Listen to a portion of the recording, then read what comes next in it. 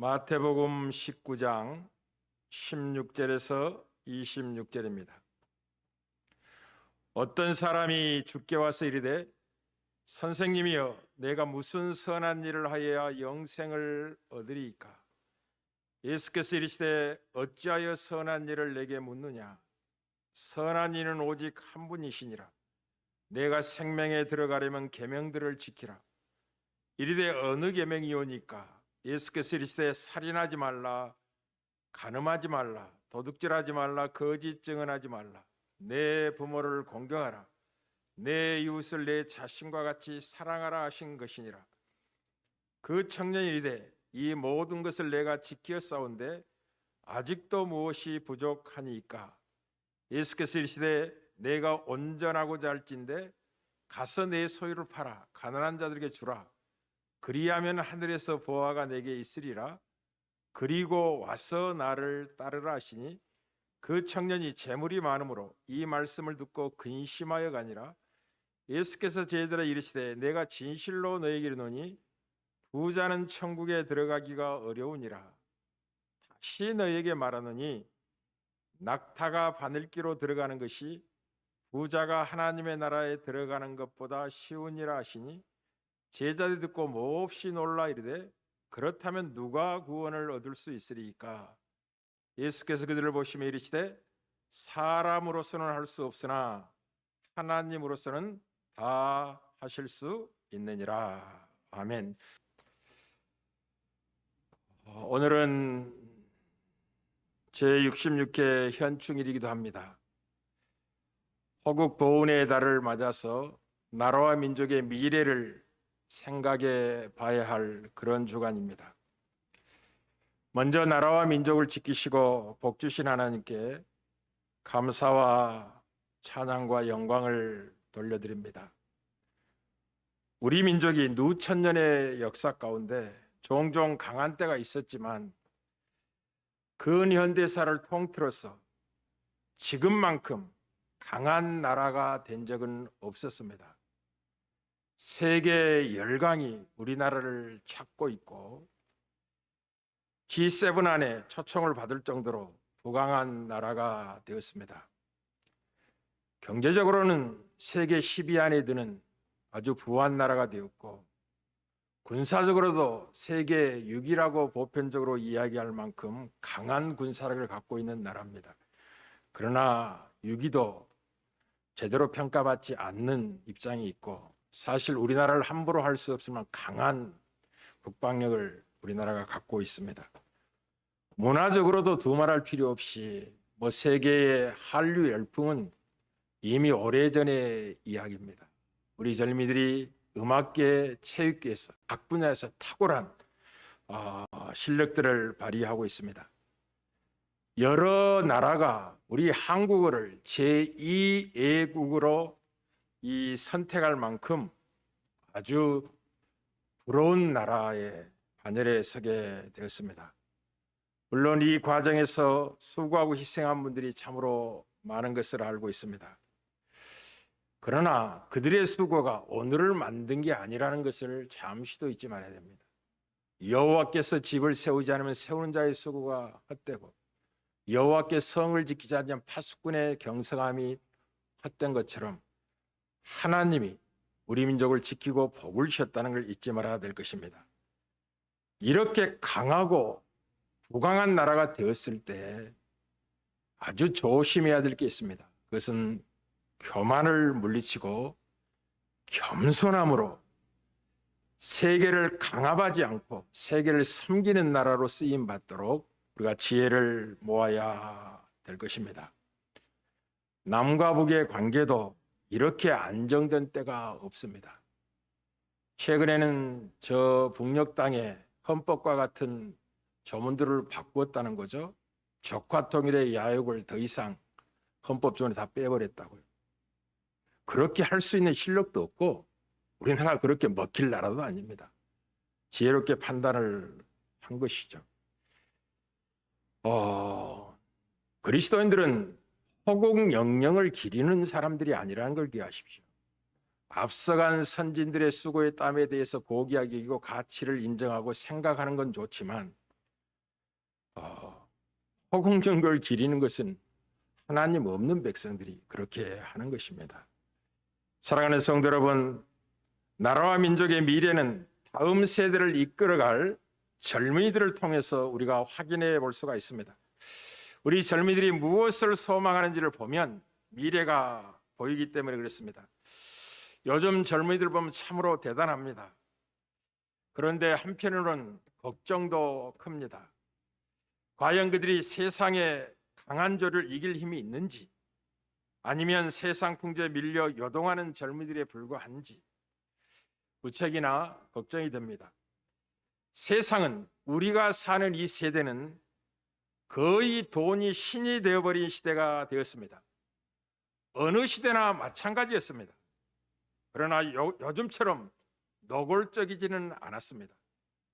요즘은 돈만 있으면 너무나 편리한 세상이 되었습니다. 신선한 야채까지도 새벽에 배달되는 시대가 되었고, 주문만 하면 요리 과정이 필요 없이 먹을 수 있는 시대가 되었습니다. 그래서 더욱더 사람들이 돈을 더 사랑하게 되었습니다. 부하려는 욕망이 마음껏 자랑으로 둔갑한 시대가 되었습니다. 너무나 자연스럽게 그렇게 사는 것이 지혜롭다고 여겨지는 시대가 된 것이죠. 쉽게 말하면 악하고 음란한 모습을 아주 자연스럽게 표출해내는 시대가 되었습니다. 그래서 요즘 젊은이들은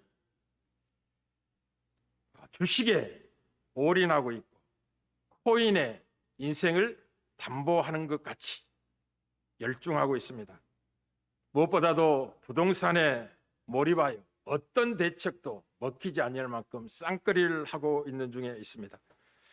그 배후에는 경쟁에서 뒤떨어서는 안 되겠다는 자존심의 문제가 있고, 하나님 없는 마음의 공허함이 빚어낸 현상입니다. 하나님 없는 마음의 공허함이 물질의 풍요에도 불구하고 빚어낸 현상이 그런 모습으로 나타나고 있고, 무엇보다도 빛과 소금의 사명을 감당해야 될 교회가 세속화된 현실이 한 원인이기도 합니다. 목회자의 책임이 힘이 크고 무겁습니다. 하나님의 심판을 두려워해야 될 시대가 된 것이죠. 하나님이 우리나라와 민족에게 은혜를 베푸셔서 참된 진리가 무엇인지를 아는 자비를 오늘 이 시간 우리에게 허락해 주시기를 바랍니다. 한 나라의 패망과 국계섬은 외적의 침입에 의해서 결정되지 않습니다.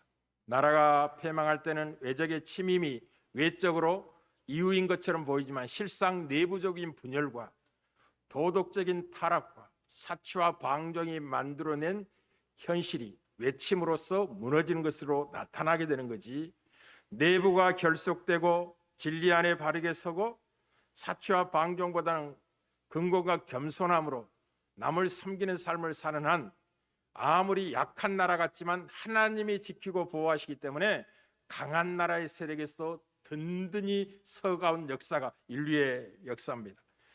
그러니 우리 민족의 미래가 진리에 반응하는 어떠함에 결정된다는 걸 잊지 말아야 말하겠습니다. 오늘 본문은 어떤 재물이 많은 청년이 영생의 문제를 가지고 예수님께 찾아온 내용으로 시작되고 있습니다.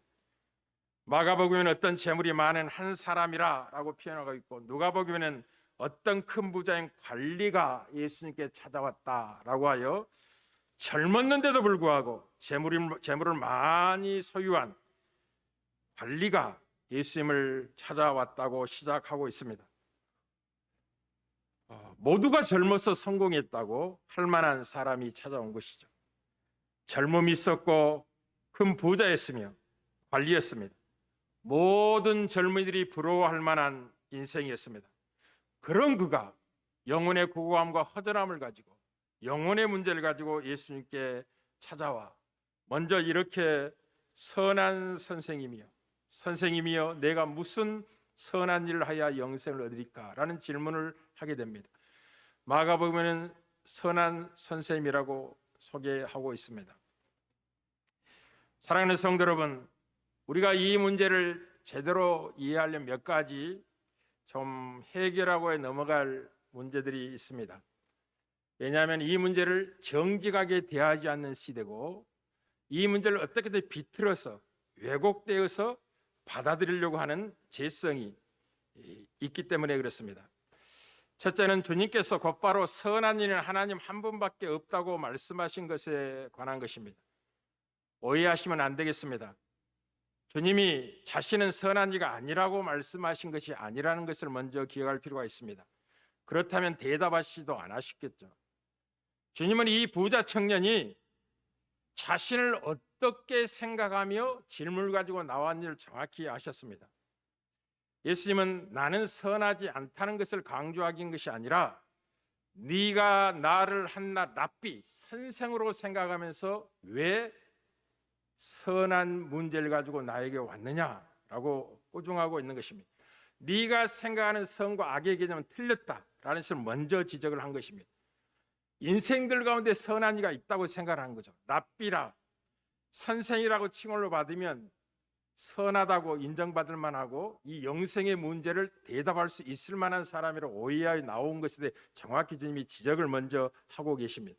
주님은 선하신 분입니다. 주님은 하나님이시죠. 주님은 영생이 어떻게 주어지며 누구에게 허락되는지를 정확히 알고 계신 분입니다. 둘째는 재물에 관한 주님의 이 인식입니다. 예수님은 이 부축적 자체에 대한 이데올로기적 편견을 가지고 있지 않았다는 걸 먼저 기억하십시오. 예수님은 돈을 갖는 것 자체에 대해서 잘못이라고 말씀하신 건 아니셨습니다. 그럼에도 불구하고 부자가 하나님의 나라에 들어가는 것이 낙타가 바늘기에 통과하는 것보다 어렵다고 말씀하시므로 부자는 천국에 들어갈 수 없다는 사실을 분명하게 말씀을 하셨습니다. 그래서 이 문제를 어렵게 생각하고 정직하게 대하지 않는 경향이 있습니다. 부하고자 하는 욕망을 가진 인생들이 어떻게든 예수님의 말씀을 좀 비틀어서 원래 의도가 이렇지 않다라고 이야기하고 싶어하고 가끔 가다가 신학교에서 어떤 그 신학 교수들이 뭘 대단한 걸 깨달은 것처럼 헛된 이야기를 신학생들에 가르치는 경향이 있습니다. 그때 그것을 듣고 와서 부활하는 욕망이 자신 안에 있기 때문에 신학 교수님이 이렇게 이야기하더군요 하고 은근슬쩍하게 말하는 걸 제가 들었습니다. 제가 속으로 웃었습니다. 그 영혼의 상태를 제가 알고 있기 때문에 그랬습니다.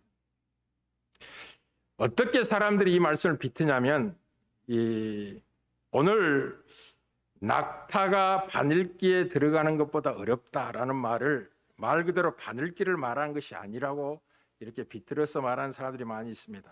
예수님 당시에 예루살렘 성벽에는 아주 좁은 문들이 있었습니다. 그곳으로 낙타가 통과하기가 무척이나 힘들었는데 특히 무거운 짐까지 지고 그 문을 통과하기는 굉장히 어려웠습니다. 힘들기는 하지만 그래도 낙타의 짐을 내리고 사람이 뒤에서 밀기만 하면 그 좁은 문으로 간신히 낙타가 들어가긴 했습니다. 쉽게 말하면 부자가 천국에 들어가는 것은 불가능이 아니라 들어갈 수 있는 가능성이 있다라고 이렇게 말씀을 비트는 거죠. 두 번째는 또 말 그대로 낙타를 말하는 것이 아니라 아람어의 실이라는 그 아람어 언어가 이 낙타라는 언어가 비슷해서 예수님은 실이 바늘기에 통과하기가 아주 어렵다고 말씀하신 것인데 잘못 기록해 놨다라고 이야기합니다. 이 바늘기에 실을 꼽는 것도 참 쉽지 않죠. 눈이 침침하면. 그러나 이제 침을 바르고 자세히 좀 조심하여 꽂으면 충분히 꽂을 수 있는 것처럼 집중하면 얼마든지 들어갈 수 있다라고 가능성을 열어두는 사람들이 있습니다. 그렇지 않습니다. 오늘 하나님의 말씀은 분명합니다. 두 번이나 강조합니다. 내가 진실로 너에게 이르노니 부자는 천국에 들어가기 어려우니라. 다시 예를 드신 것입니다. 낙타가 바늘겨 들어가는 것이 부자가 하나님의 나라에 들어가는 것보다 쉽다라고 하여 부자는 절대로 천국에 못 들어간다고 분명히 하셨습니다.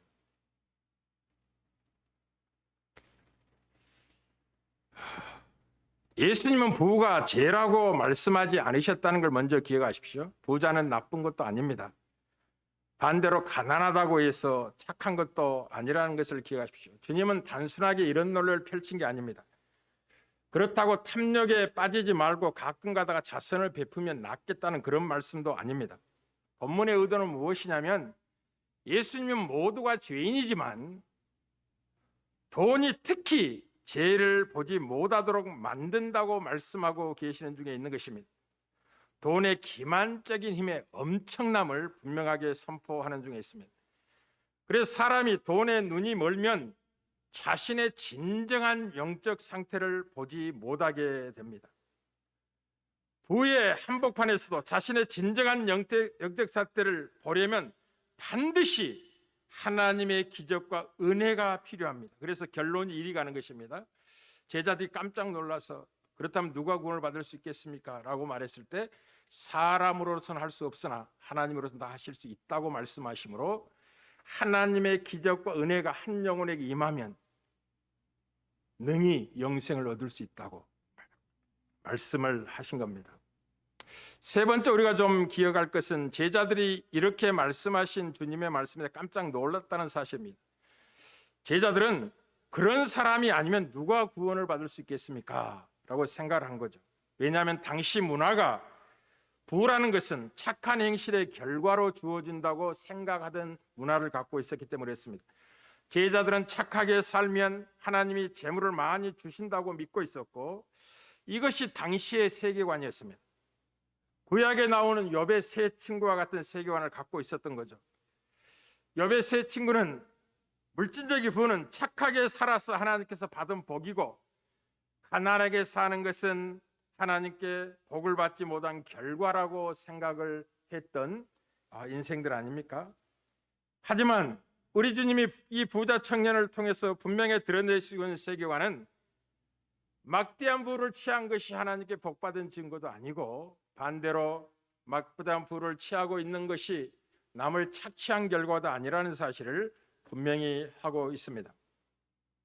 사랑하는 성도 여러분, 어떤 의미에서는 이 부자 청년은 질문하고 예수님에 대한 답에 대한 기대를 이렇게 갖고 있을지도 모릅니다. 너는 이미 영생을 얻었다. 너 같은 자가 아니면 누가 영생을 얻겠니? 그러니 나는 평안히 가라 라는 답을 듣고 싶어 했을지도 모릅니다. 그러나 주님의 요구는 그에게 충격적이었습니다. 네가 온전하고자 할진대, 쉽게 말해 영생을 얻고자 할진대 내게 한 가지 부족한 것이 있으니 가서 내 소유를 팔아 가난한 자에게 주라.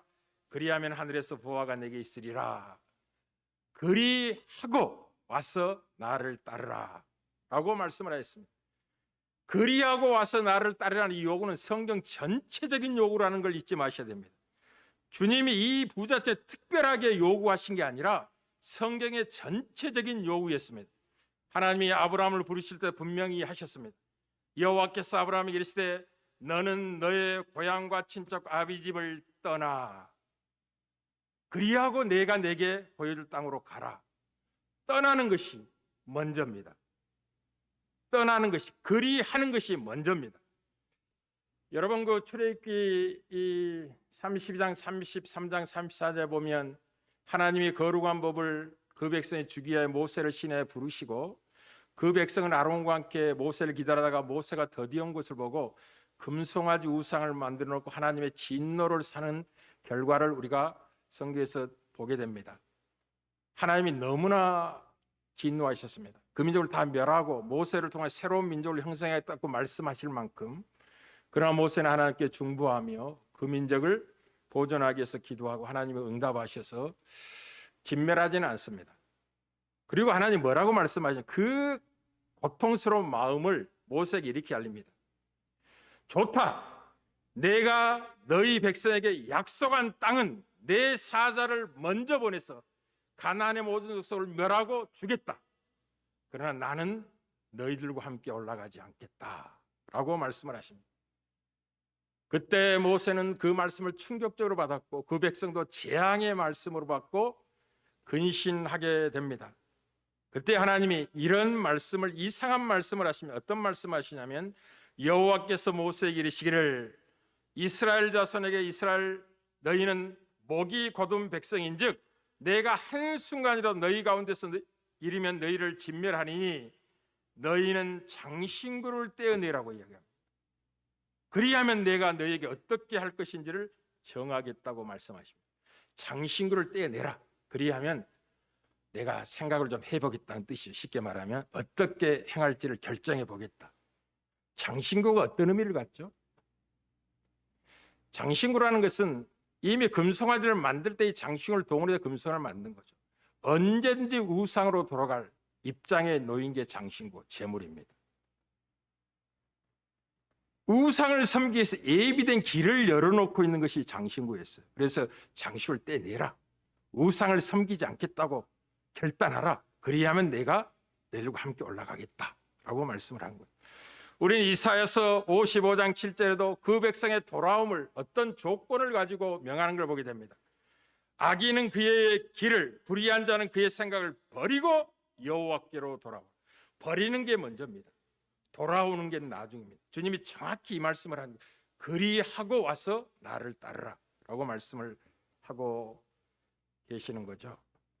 우리는 데살로니가전서 1장 9절에서 데살로니가 교인이 어떻게 구원에 이르는지를, 그 복된 교인들의 좋은 평판을 들었는지를 이렇게 증언합니다. 그들이 우리에 대해 스스로 말하기를 우리가 어떻게 너희 가운데로 들어갔는지와 너희가 어떻게 우상을 버리고 하나님께로 돌아와서 살아계시고 참되신 하나님을 섬기게 되었다.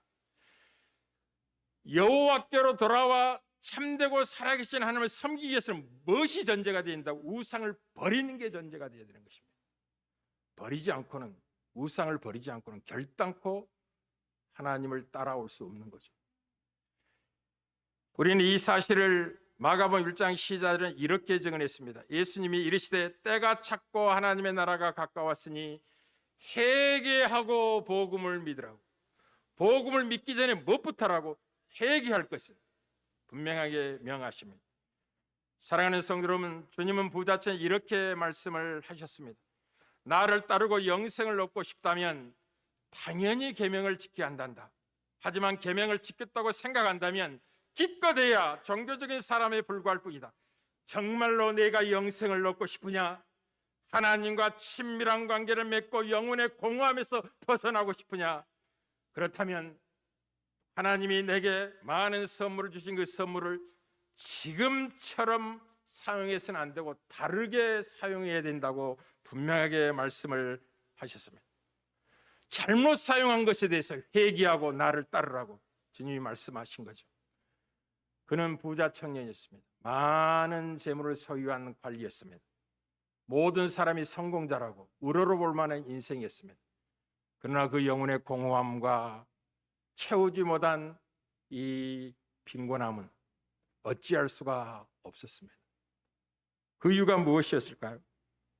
사랑하는 성도 여러분, 너는 계명을 지켰다고 생각하는 내 도덕성과 그 도덕성이 만드는 결과물과 같은 재물에 네 마음을 두고 있구나. 네 믿음을 두고 있다고 주님이 정확히 지적을 하신 것입니다. 하지만 그렇게 하면 할수록 하나님과 멀어진단다. 사실 이 부자 청년의 주님은 무척이나 사랑하셨습니다. 계명을 지켰다는 말씀에 대해서 주님은 책망하지 않으셨습니다.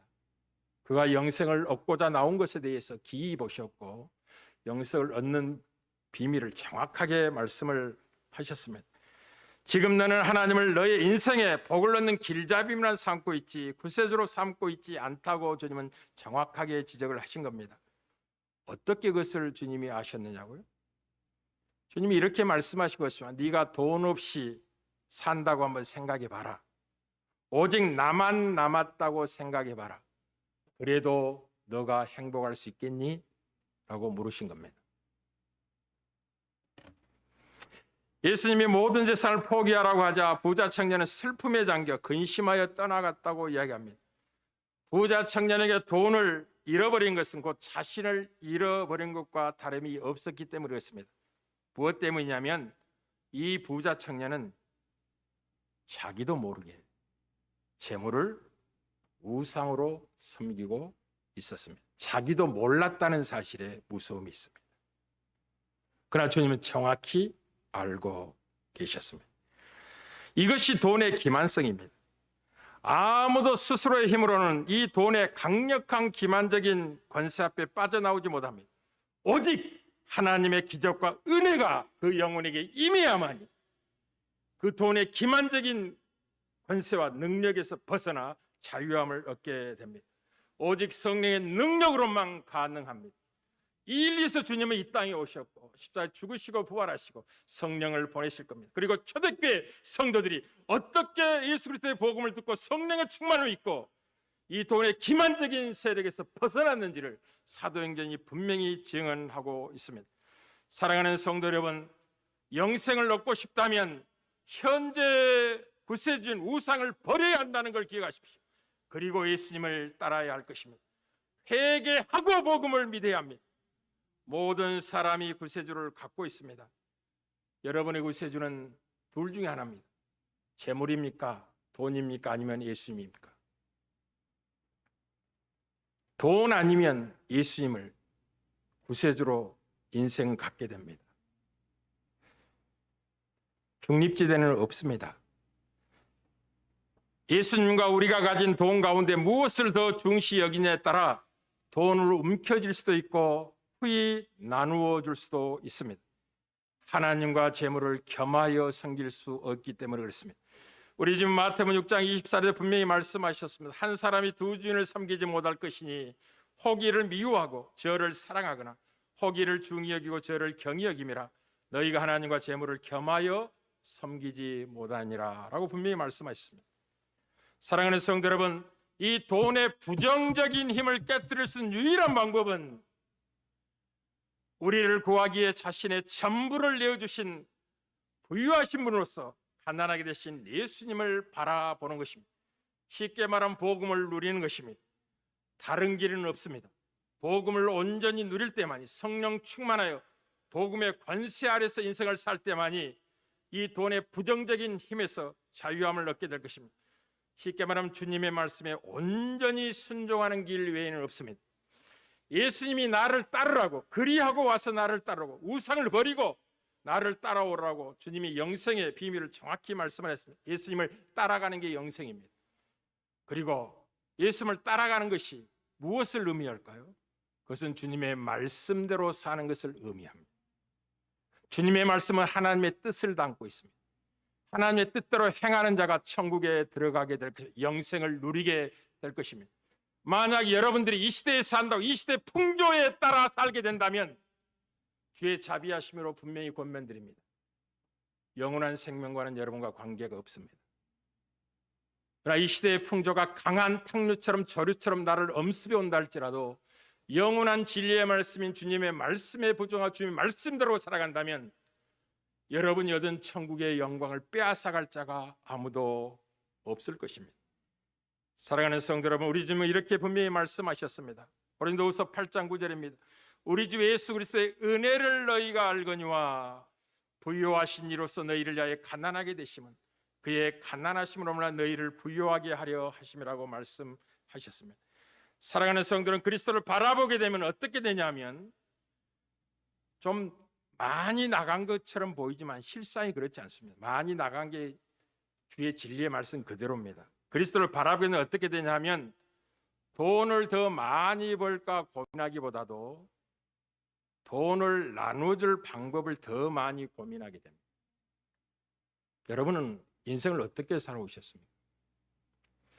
어떻게 하면 돈을 많이 벌지 전전긍긍하고 살아오셨습니까? 아니면 하나님의 허락하신 그 부유와 풍성을 어떻게 하면 나누고 베풀어서 하나님의 통치의 영광을 드러내기 위해서 온 마음 다 인생을 살아오셨습니까? 왜 신자들이, 그리스도인들이, 참된 하나님의 백성들이 돈을 나눠줄 방법을 더 많이 고민하게 되냐면 땀 흘려서 일해서 허락받은 소득이기 때문에 했습니다. 정직하게 거두었기 때문에 했습니다.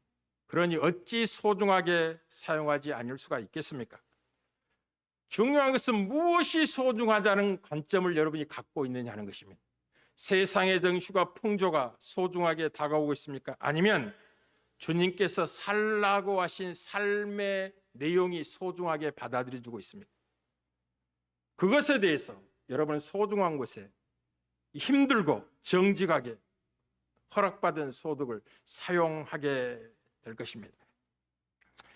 진정으로 후한 사람이 되려면 십자가를 바라보아야만 할 것입니다.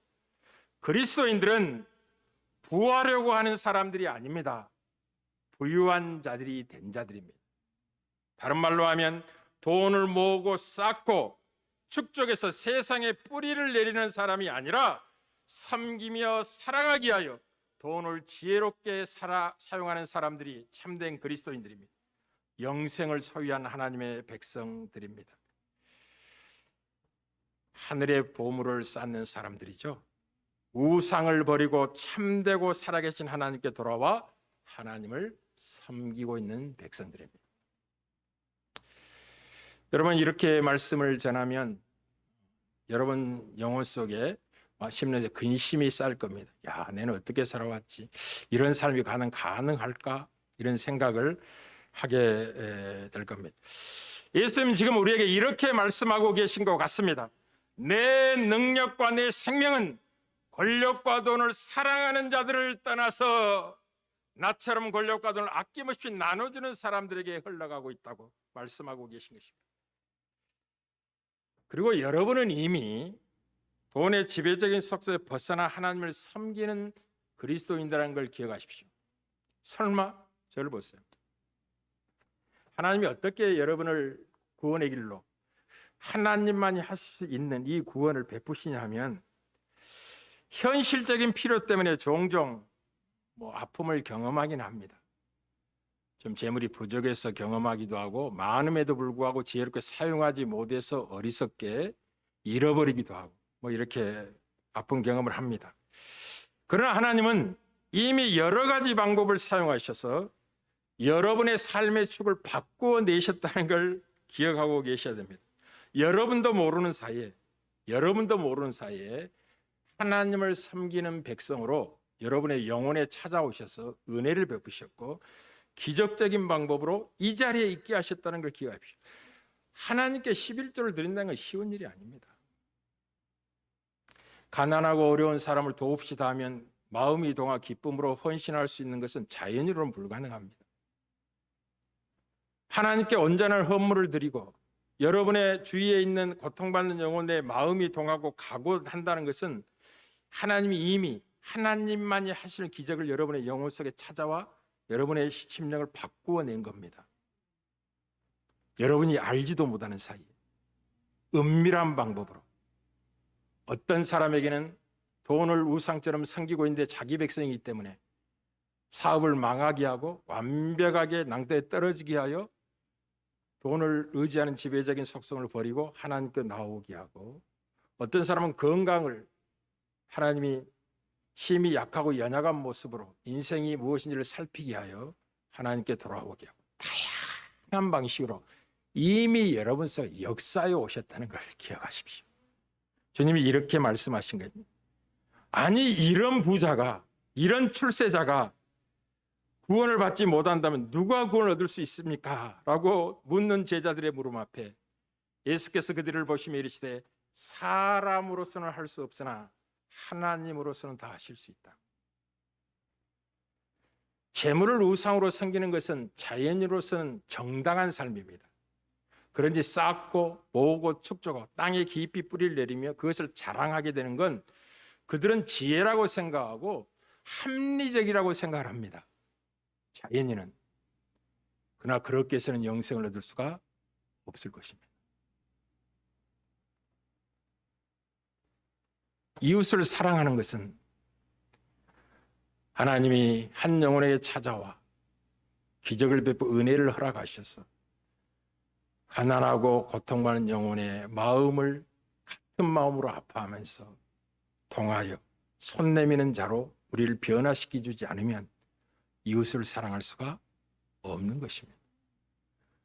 부모를 공경하는 것도 어렵습니다. 하나님의 은혜가 아니면. 그러니 아무것도 염려하지 마시길 바랍니다. 하나님 아버지께서 예수 그리스도를 여러분을 위해 십자가에 내어주셨음을 잊지 마시길 바랍니다. 여러분의 생은 다윗이 고백한 것처럼 부족함이 없는 생으로 역사하고 있다는 것을 놓치지 말기를 바랍니다. 우리가 정력을 쫓아 헛되게 무의하게 하나님의 은혜를 허비하고 낭비하기 때문에 그렇지, 하나님이 베푼 은혜는 조금도 부족함이 없습니다. 다윗의 고백은 언제나 우리의 고백이 될 수 있습니다. 여호와는 나의 목자시니 내가 부족함이 없으리로다. 할렐루야. 사도 바울은 이 넉넉함을 로마 교인들에게 로마서 8장 32절에 이렇게 알렸습니다. 자기 아들을 아끼지 아니하시고 우리 모든 사람을 위하여 내주시니가 어찌 그들 아들과 함께 모든 것을 우리에게 주시지 아니하겠느냐고. 지난 사람 한번 생각해 보십시오. 우리 민족을 한번 생각해 보십시오. 언제나 이기라고 말해왔습니다. 정치인 대립과 갈등과 분열을 생각하면 곧 나라가 망할 것 같습니다. 언제나 그래왔습니다. 이렇게 부하고 강한 나라임에 불구하고 반대 세력은 이렇게 못된 나라가 없다고 정죄하고 비난합니다. 곧 나라가 깨지고 분열하여 패망할 것 같습니다. 그러나 하나님이 배후에서 이 민족을 붙잡고 계셨고 복 주시며 열강 가운데 세우셨습니다. 모든 나라가 우리나라를 찾고 있습니다. 그렇게 한 이유가 무엇일까요? 교만하라고 한 게 아닙니다. 겸손하여 세계를 섬기는 은혜를 입으라고 말씀하고 계시는 중에 있습니다. 저는 우리나라가 더 강하고 더 부한 나라가 되기를 소원합니다. 어찌 그런 소원이 없겠습니까? 그러나 그것이 교만으로 가지 않기를 바랍니다. 우리 젊은이들에게 증언합니다. 돈은 필요한 것입니다. 소중하기도 합니다. 그러나 벌기도 또한 어렵습니다. 그러니 소중하게 사용하십시오. 가치 있게 사용하십시오. 영생을 얻은 자답게 쓰시기를 바랍니다. 그것은 자기만을 위해서 배부르고 사는 인생이 아니라 고통받고 아파하는 영혼을 생각하며 손 내밀 줄 아는 인생으로 넉넉하게 세움을 받는 삶입니다. 그렇게 젊은이들이 견고하게 진리를 따라 산다면 우리 민족은 미래가 창창할 것입니다. 하나님이 복 주시고 더 견고케 하셔서 열방을 섬기게 하실 겁니다. 은혜 있는 한 달 되기를 주의 이름으로 축복합니다.